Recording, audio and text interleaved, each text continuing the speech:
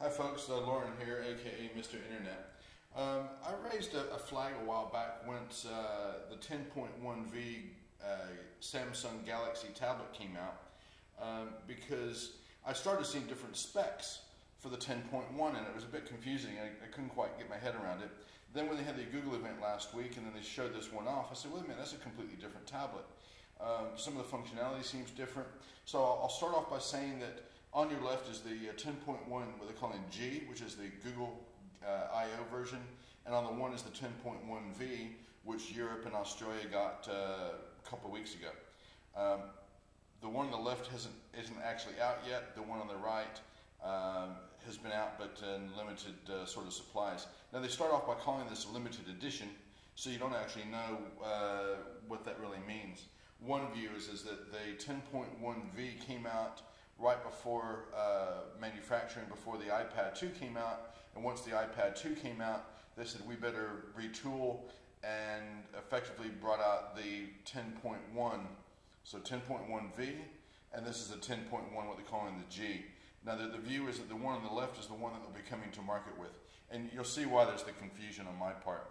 I'll start off by saying that the functionality and the way the 10.1G works feels a bit snappier than the 10.1V. I formatted both units, so I started out with clean units, but there are a couple of interesting things. For instance, even the keyboard is different. This is just going into the browser and the rest of it. Again, this could be because of the Google event. We don't know. Some of the apps are different. The unit on the left, and of course keep in mind that the one from the right came from Australia, the one on the left came from the US. But you have Samsung apps actually on the Galaxy on the left. And you have just some different sort of apps.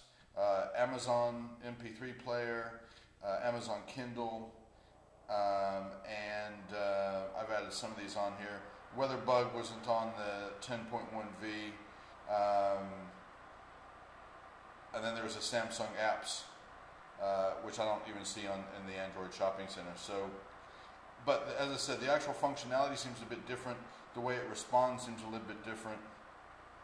The 3.1 seems a tiny bit snappier. Now the design of the unit's different, and this is where people were kind of getting confused with what I was saying. If you look at the actual 10.1V, and I'll just switch this off so it doesn't drive me nuts here.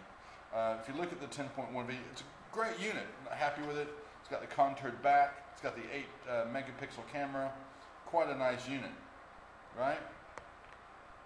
Then you look at the V, I'll turn that off, and if you look at the edge, and I'll do them side by side, I mentioned in one of the blogs that it's tear-shaped, and I'll do it with the iPad so you can see what I'm talking about in a minute. And, you know, they're just two very different units. Obviously, you've lost the 8 megapixel camera on the 10.1. I don't know if they'll come out like this, but this is really nice pattern on the back of the plastic one.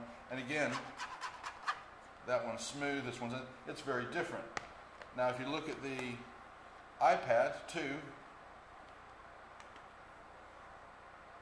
so when I said it's very similar, and I'd actually go as far as saying in this tablet sandwich here, you've got the V, then the G, and then the iPad. I was saying I was calling this more of a teardrop effect. And I just said, you know, looking at the two, the 10.1, the Samsung, and I actually had to look at the back of it there for a second because when you pick them up, looking at the front, they look more like each other than the 10.1. It's a very different feel. And my only point to the whole thing is that I'm kind of surprised that the 10.1 is so different than the V. One train of thought is that the 10.1V came out prior to the iPad 2 launching. When they saw the iPad 2, they went back and said, well, we better bring out the next phase in the model, which they may have already had because it came out to market almost the same exact time, which is the 10.1. So that was the point I was trying to make, is that it's actually lighter, it's actually thinner than the iPad 2, and it seems more in common with the iPad 2 than the actual other 10.1. That's it for now. Thanks.